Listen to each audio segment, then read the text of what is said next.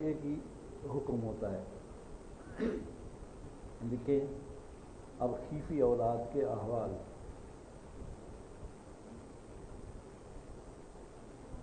ماں کی جانب سے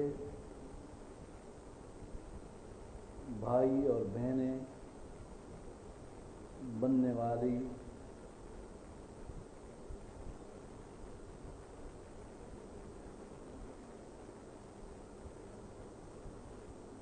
ماں کی طرف سے بھائی اور بننے والی اولاد کے احوال، یعنی خیفی بھائی اور بہنوں کی احوال. ان کے احوال 3 ہیں. وراثت میں ان کی 3 حالتیں ہوگی. جب بھی خیفی بھائی بہن یا 2 یا 3 آ جائیں تو 3 حالتوں سے خالی نہیں ہوں گے.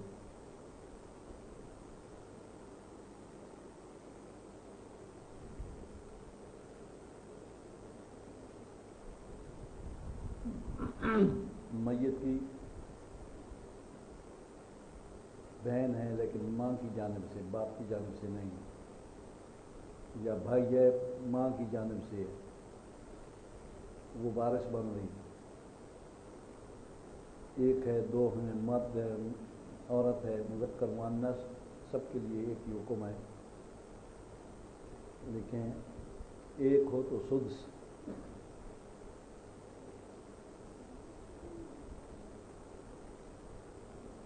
خیفی اولاد سے، یعنی یوں لکھیں خیفی بہن بھائیوں سے اگر ایک فرد ہے، آدمی نہ لکھیں کیونکہ آدمی مذکر کو کہتے ہیں. ایک فرد ہے، مذکر ہے یا مؤنث ہے، تو اس کو سدس ملے گا.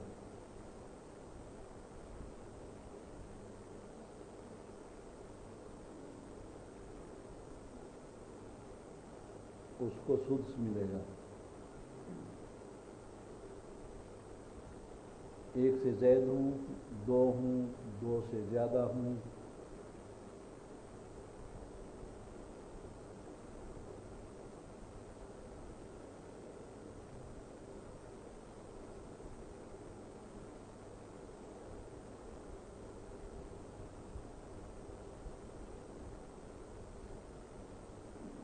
تو ثلث ملے گا.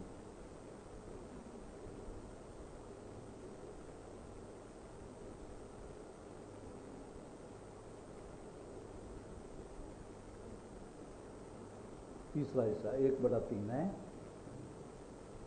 ثلث ملے. 1 سے زیادہ ہوں ان کو ثلث ملے گا.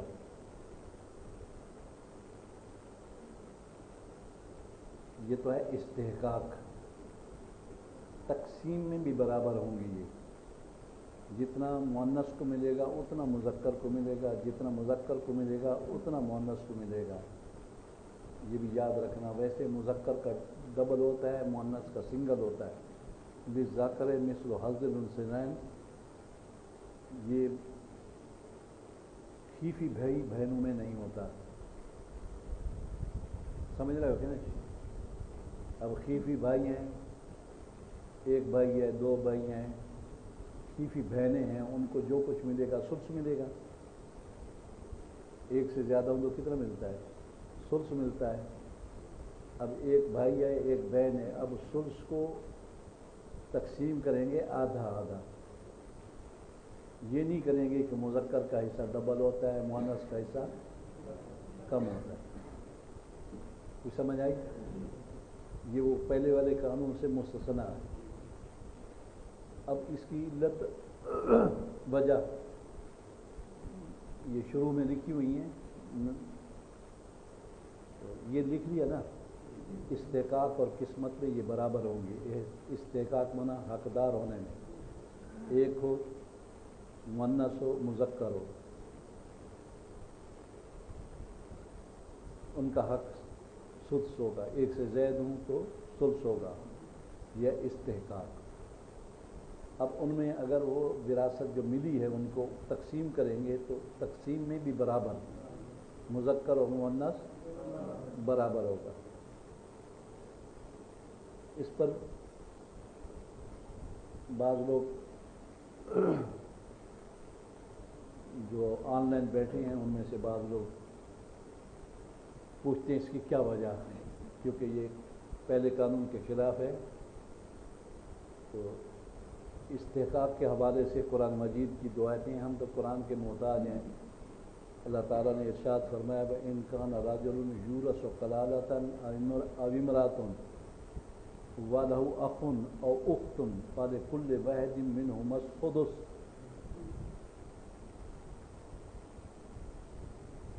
اگر مرد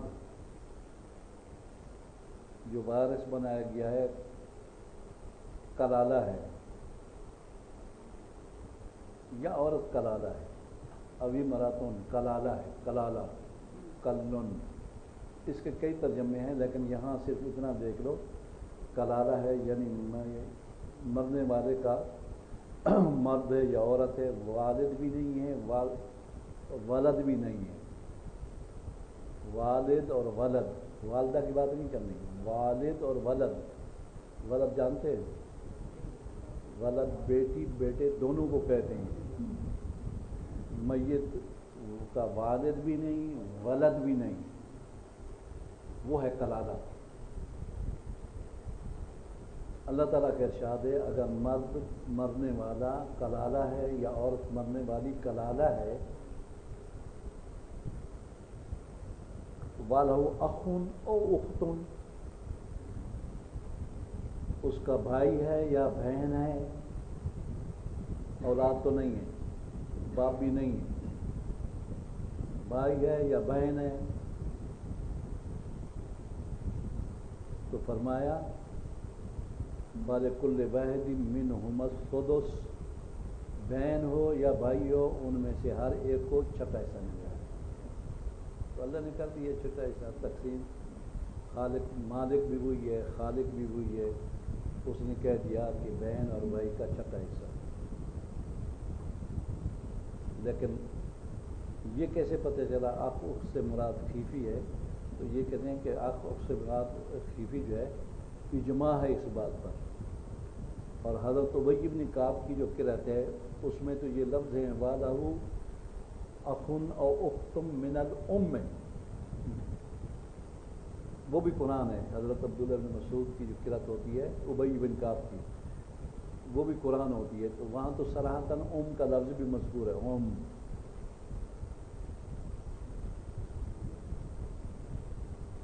تو اس سے مراد علی بہن بھائی نہیں، عینی بہن بھائی نہیں، اس سے مراد خیفی بہن بھائی ہے۔ تو قرآن میں تو یہ ہے اس کے لیے بھائی ہے یا بہن ہے۔ اب بھائی بہن تو تین قسم کے ہوتے ہیں، تمہیں کیسے پتہ چلا یہاں سے خیفی مراد ہے؟ ان کا اجماع ہے، اور پھر اس کی تائید حضرت ابی بن کعب کی قرأت سے بھی ہو جاتی ہے کہ وہاں تو آخر وقت کے آگے من الام لکھا ہوا ہے، بھائی اور بہن ہے ماں کی جانب سے، تو وہ خیفی ہے، لہذا خیفی اولاد کے لیے حکم ہے، بھائی ہو یا بہن ہو خیفی ہو تو ان کے لیے ایک ہو تو سدس۔ آگے ارشاد فرمایا فَإِنْ كَانُوا أَكْثَرَ مِنْ ذَلِكَ، تو ہمارے حواشی میں لکھی ہوئی آتے اگر اس سے وہ زیادہ ہیں بھائی اور بہن، فَهُمْ شُرَكَاءُ فِي الثُّلُثِ، وہ ثلث میں سارے شریک ہیں،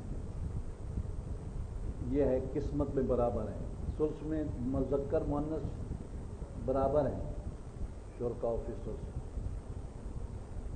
ذکورہم و اناسہم فی القسمت والاستحقاق سواء، یہ سراجی کی عبارت ہے، اور آیت کا مفہوم ذکر کیا اس نے، سمجھ آیا؟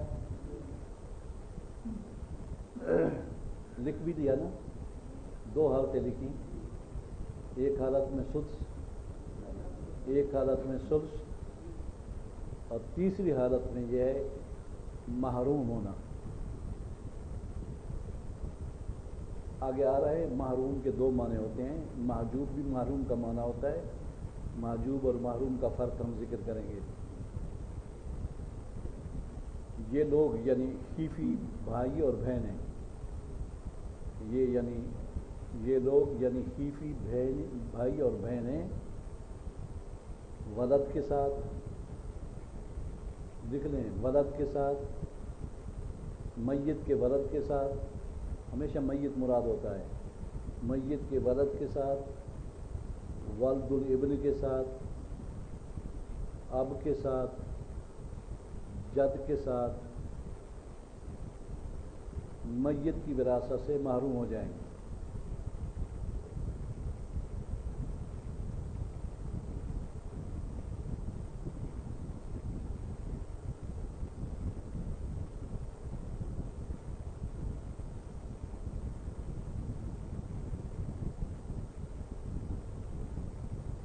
لکھ لیا؟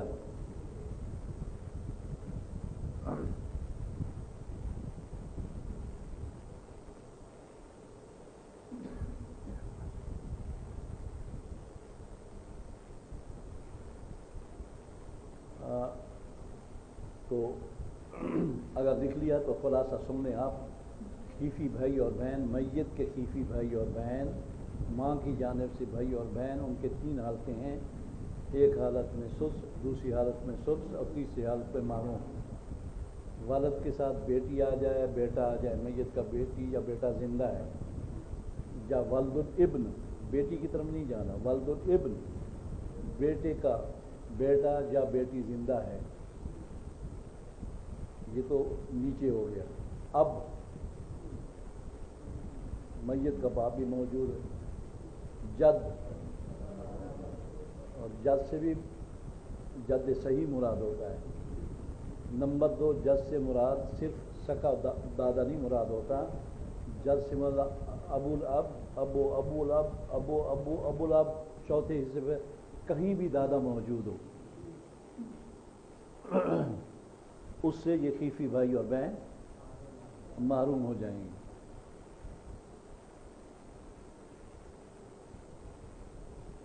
چوتھا، مرد،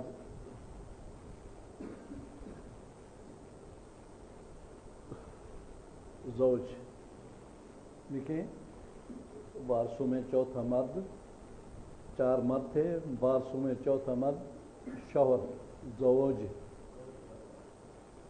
زوج کے حالات، زوج کی دو حالتیں ہیں،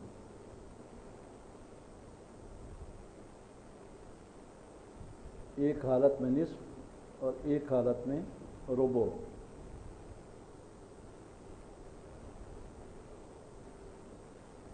ایک حالت میں نصف اگر میت کی اولاد ہو یا بیٹے کی اولاد ہو یا بیٹے کے بیٹے کی اولاد ہو،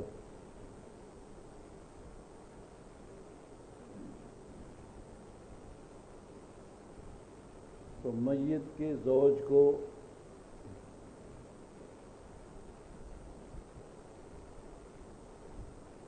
نصف ملے گا،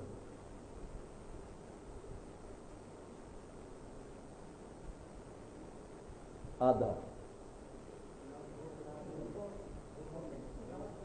میں نے اولاد کہا، اچھا آدمی اولاد، اولاد ہو تو پھر ربع ملے گا، اگر اولاد نہ ہو، میت کی اپنی اولاد بھی نہیں، بیٹے کی اولاد بھی نہیں، الی آخر ہی، تو پھر میت کے زوج کو نصف ملے گا۔ دو ہی حالتیں ہیں، اولاد کی وجہ سے کم ہو جاتا ہے اس کا حصہ ربع، اولاد نہیں ہوگی تو نصف ملے گا ان کو۔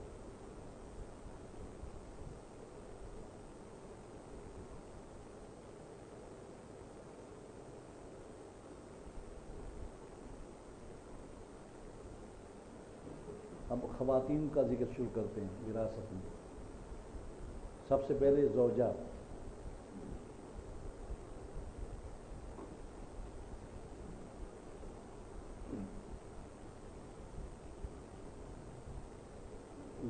ایک ہو یا دو ہوں یا تین ہوں یا چار ہوں، سب کا حصہ۔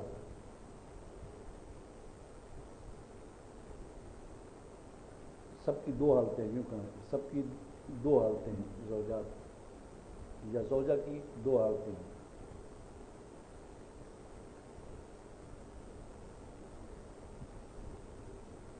عدم ولد و ولد الابن و انصاف اللہ کے ساتھ، یعنی اولاد نہ ہو، بیٹے کی اولاد بھی نہ ہو، کچھ بھی نہ ہو، تو زوجہ کو ربع ملے گا۔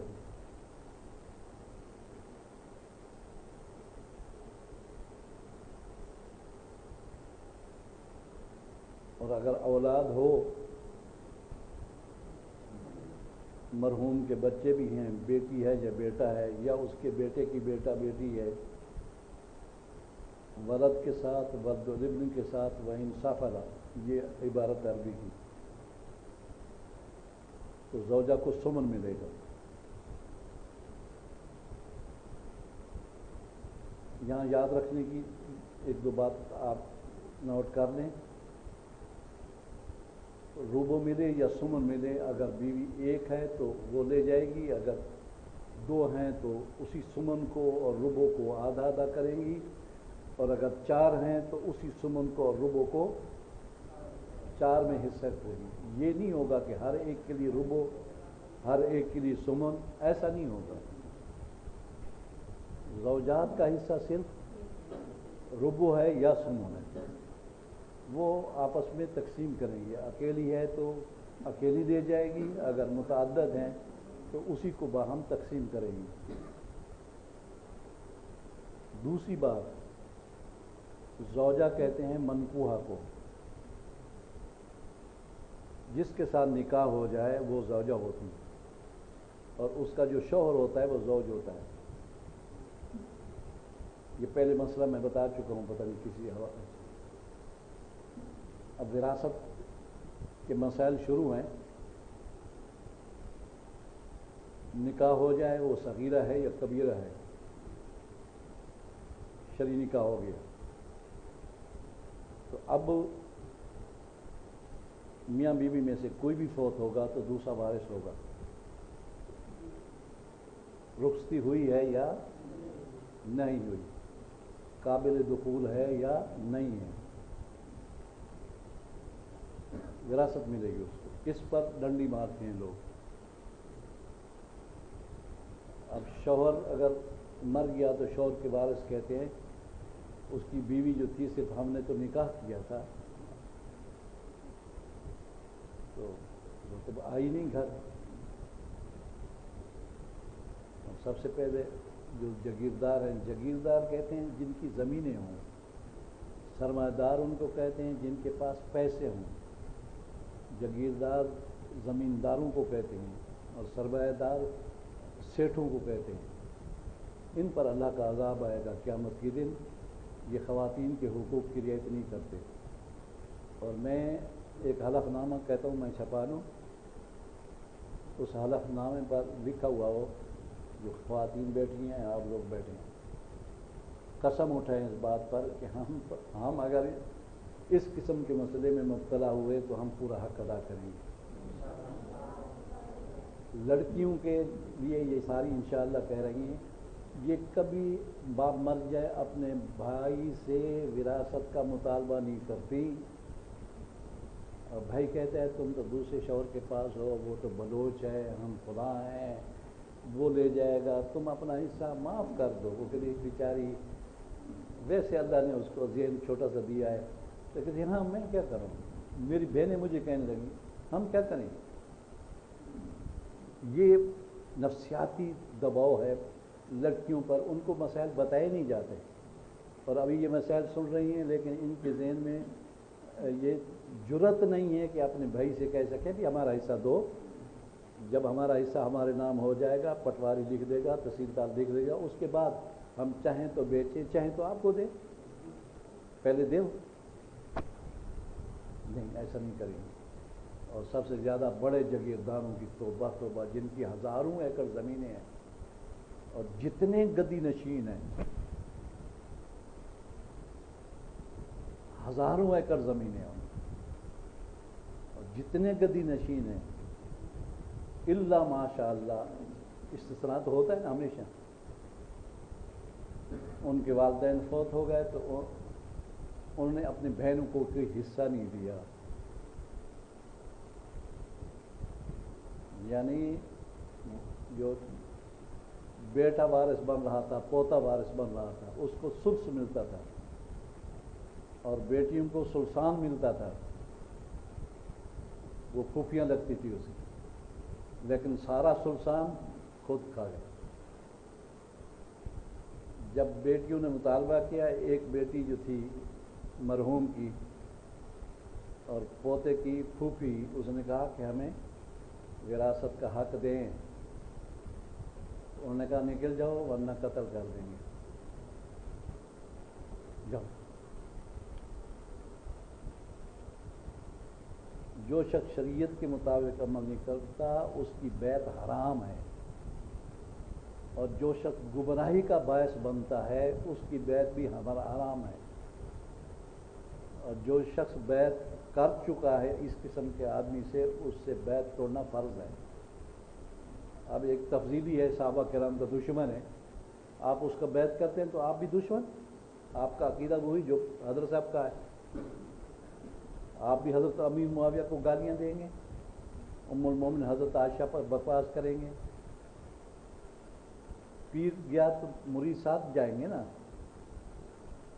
ندعو کل اناس بامامہم، سب اپنے امام کے ساتھ چلیں گے تو گمراہ جو ہوں گے ان کے پیچھے گمراہ ہوں گے سارے، تو اس لیے یہ بہت بڑا فتنہ ہے، یہ اگر سیدھے ہو جائیں تو دنیا سیدھی ہو جائے۔ ایک مسئلہ یہ ہے کہ آپ اپنے حق، اچھا حق کا طلب کرنا فرض ہے، نماز چھوڑیں جتنا گناہ ہوتا ہے اس سے زیادہ گناہ ہوتا ہے اپنے حق کا طلب نہ کرنا۔